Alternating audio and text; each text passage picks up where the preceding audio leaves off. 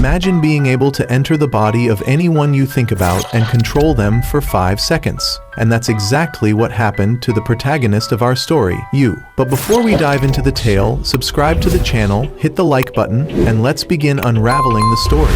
Yu is a high school student who lost his parents and lives with his younger sister, Ayumi. He possesses a rare supernatural ability that no one else has. He can control anyone just by thinking about them. But there's one drawback. This power lasts for only 5 seconds, and during that time, he completely loses consciousness. Just imagine such a power. He could easily rob banks, for example. But, like any aimless teenager, he uses it for fights and mischievous acts. However, at the end of the school year, everyone was shocked. He got the highest grades and topped the ranking. But how? You never study. The secret is simple. During every exam, he would take control of the smartest students, copy their answers, and then write them down himself. Damn, man, now this is getting interesting. And with this trick, he aced all his exams, allowing him to apply to one of the most prestigious schools in Japan. But before being accepted, he had to pass the entrance exam. As expected, he relied on the same trick, aced the test, and got accepted. However,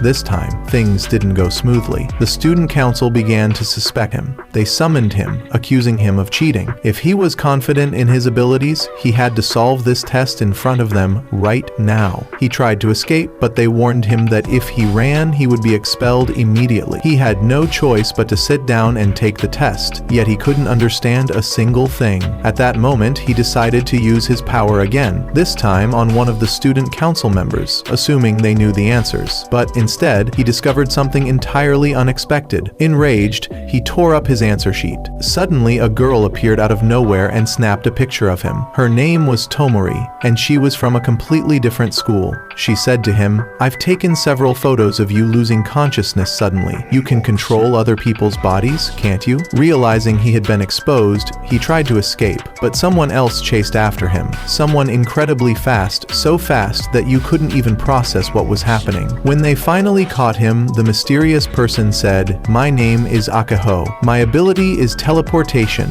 I move at lightning speed, but my problem is that I can't stop whenever I want." Yu asked, "And what do you want from me?" Akaho replied, "We want you to join our school." Tomori then explained that their school had many students with supernatural abilities and that he wasn't the only one. Superpowers are like an illness. They appear during adolescence and eventually disappear. So you need to stay with us until your ability fades away. Our school protects all those with special abilities from scientists who want to turn us into lab rats. She added, "Not only that, but you'll also join the student council, and together we'll search for others like us." But Yu refused the idea. Suddenly, Tomori vanished in the blink of an eye, then started beating him up. Her ability was invisibility, but it had one flaw. It only worked on one person at a time, while everyone else could see her normally. At that moment, Yu decided to join them. Yu returned home where his sister was preparing food for him. During their conversation, she told him, "We don't have a father or a mother, but I have a feeling that there was a third person with us." Yu didn't pay much attention to her words and simply continued with what he was doing. Later, he moved into the new student dorms after enrolling in the new school, where he joined the student council led by Tomori. Their goal was to find people with supernatural abilities, protect them, and bring them to the school. The team received intel from a source who provided them with the locations of ability users, so they began gathering them one by one. A famous singer named Yusa joined them. She had a mysterious ability she wasn't even aware of. She could channel the spirit of her deceased sister into her body. When her sister's spirit took over, she could use her unique power, controlling fire.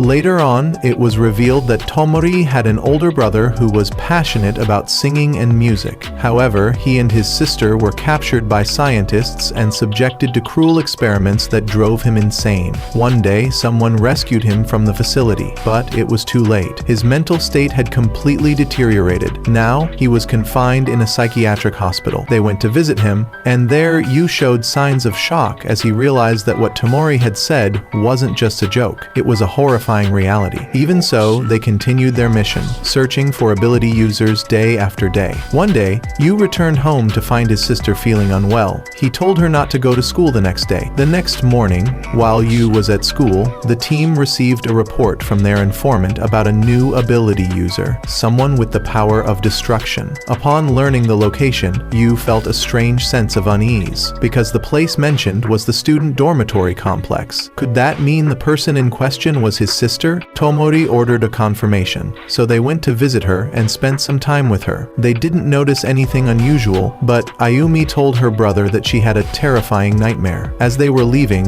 Tomori asked Yu to ask her about the details of the nightmare. He went back and asked her, and she replied, "I saw the ground breaking everywhere and collapsing completely." Yu didn't understand the meaning of the dream, but he didn't think much of it. The next day, Yu went to school, while Ayumi prepared to go to her own. He once again told her not to go, but after he left, she took the opportunity and went anyway without his knowledge. By the end of the day, Tomori told Yu that he needed to hurry and check on his sister. He ran as fast as he could, but he was too late. At school, there was a girl who was jealous of Ayumi because a boy she liked had shown interest in her. Filled with resentment, she spat out, "You ruined everything. I loved him." Then she pulled out a box cutter, intending to kill her. Frightened, Ayumi ran away, but the enraged girl chased after her until she was cornered with no escape. At that moment, Yu and his friends were running at full speed to save her, but the overwhelming fear inside Ayumi unconsciously triggered her ability.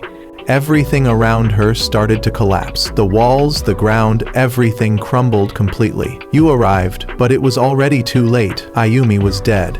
He completely broke down, falling into a deep depression, isolating himself and losing all hope. Day after day, his friends tried to help him, but it was no use. His condition worsened to the point where he wandered aimlessly, picking fights with people and nearly falling into drug addiction. But at the critical moment, Tomori stepped in and stopped him, saying, "Snap out of this madness. I've been watching you this whole time. Enough." He responded angrily, "What do you care? This has nothing to do with you." She replied, "Fine, I'll leave you alone, but on one condition. I'll cook a meal for you, and if you take just one bite, I'll disappear from your life completely." Reluctantly, he agreed and went with her to her house, where she prepared a meal for him. But the moment he tasted it, he was shocked.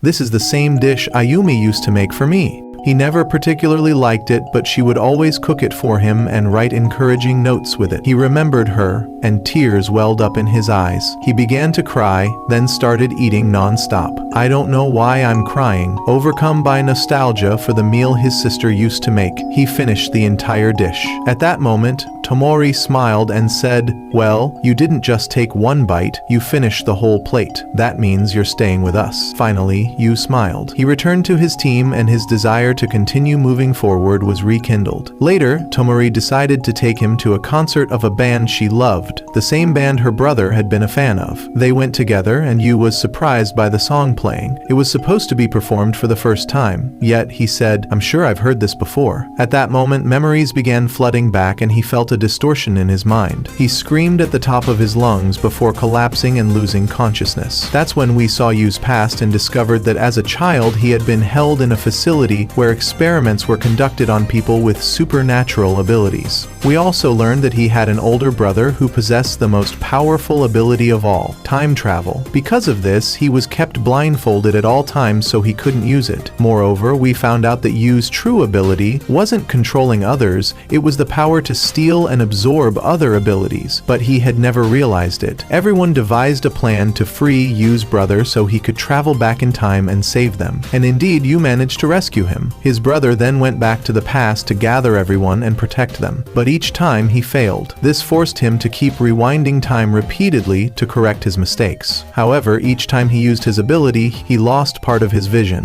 If he were to go completely blind, he would never be able to use his power again. He continued trying until he reached his final attempt, where he lost his sight completely. But this time, he had learned from all his mistakes. He established schools to gather and protect ability users. Then he had someone erase his own memories, as well as those of Yu and Ayumi, so they would never remember. Yu suddenly woke up to find Kumagami, the boy who could locate ability users, standing before him. He said, "You finally remember. Come with me. Your brother is waiting. We can save your sister." They went deep into the forest, where they opened a hidden hidden door leading into the mountain. There, Yu finally reunited with his brother, who told him, "After I lost my sight, I could no longer use my ability, but you're the only one who can save Ayumi." Yu was confused. "How?" he asked. His brother replied, "Did you forget? You can steal abilities. You need to take my power, travel back in time, and save her." Yu indeed travels back in time, and the same scene repeats itself, but this time he steals her power and saves her. Afterward, he meets Kumagami and asks him to take him to his brother. Kumagami responds, "Good. It's a relief that you remember now." When they reach his brother, Yu explains what happened. His brother then tells him, "You can't return to your normal lives, especially you. Many organizations will try to obtain your ability." He explains that they will have to live in this facility until their abilities disappear,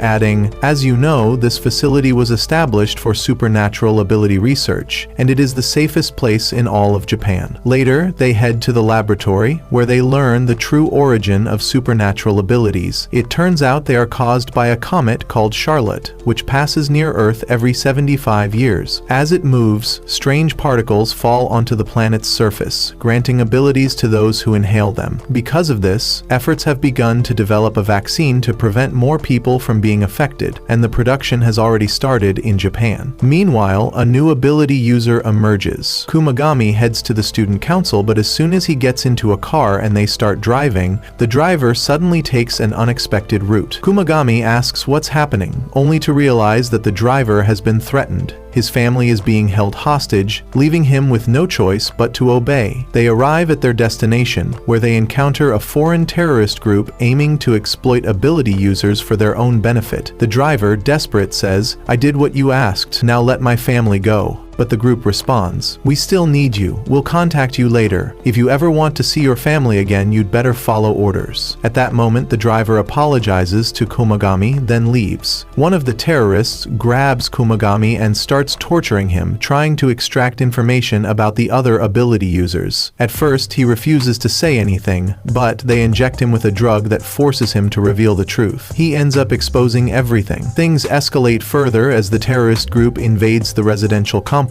and kidnaps Tomori. They then contact Yu's brother, delivering a grim ultimatum. "If you want to see both of them alive again, hand Yu over to us, and if your plan fails, we will assume you've traveled back in time, and we will kill the driver's family." Yu's brother immediately calls the driver and asks, "How long have they been threatening you?" The driver replies, "Since before the academy was even founded." At that moment, Yu's brother realizes something. They can't travel back further than that point in time. They must be uncertain whether they can replicate the same sequence of events again. Everyone gathers to discuss their next move, and they come to a single conclusion. They must send Yu to rescue them. Even if he fails, he can simply travel back in time and try again. Yu goes to the location and confronts the terrorist, but suddenly a girl charges at him at high speed and rips out one of his eyes. He tries to use his time travel ability, but fails. That's when he realizes the truth. His ability only works when both eyes are open. With just one eye, he can't activate it. With no other choice left, Yu unleashes his devastating ability, causing the entire place to collapse. Sometime later, his friends arrive, but it's already too late. They find Yu still alive and search for the others. They manage to locate them, but Kumagami is on the verge of death. He had sacrificed himself to save Tomori, and tragically, he takes his final breath and dies. Yu's brother screams in anguish, devastated at the loss of his dearest friend. Later, Yu wakes up in a hospital, where he reunites with his friends and learns of Kumagami's death. He then goes to see his brother, only to find him in a deep depression, just as Yu himself had once been. His brother then tells him that foreign groups have started intensifying their activities and that Japan will suffer greatly because of it. Yu returns to his room to find Tomori waiting for him. He tells her, "I don't know what to do now. I wish there was a way to solve this problem using my power." She replies, "Actually, there is a solution, but it's extremely dangerous. You have to steal all the abilities in the entire world. Using the vaccine we're developing in the lab, we'll be able to stop the spread of abilities forever. That way, supernatural powers will completely vanish from the world." Yu is shocked by the brilliance of this plan. He agrees to it, but before anything else, he confesses his love for her. She doesn't respond directly. Instead, she says, "I'll wait for you. When you save the world and return, I'll be yours." They promise each other, and then she tells him, "Since you'll be stealing everyone's abilities, start with me first." He steals her ability, turning her into a normal human again.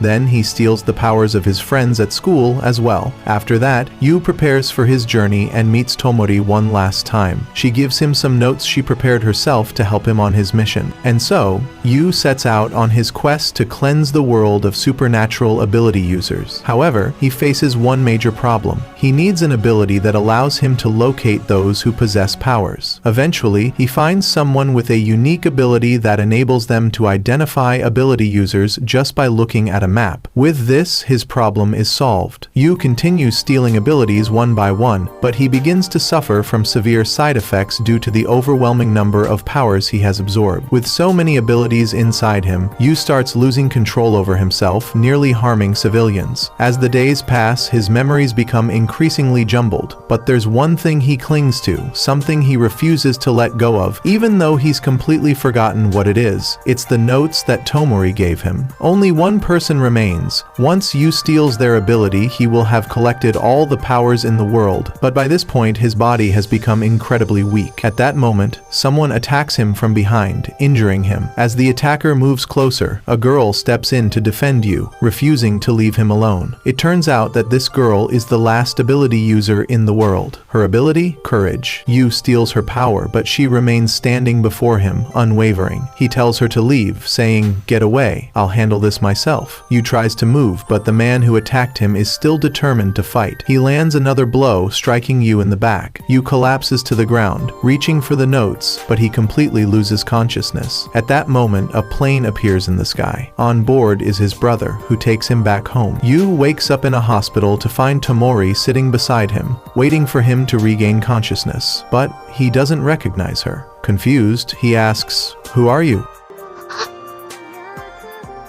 She answers, "I'm your girlfriend." Then she adds, "I'm the one who made those notes for you." Yu looks at the notes in his hands and says, "These notes were the only thing that kept me going. The only thing I couldn't let go of." At that moment, tears stream down Tomori's face. But they aren't tears of sadness. They are tears of joy. And now, tell us in the comments, what was your favorite scene from today's story? Stay tuned for more exciting and thrilling recaps. See you next time.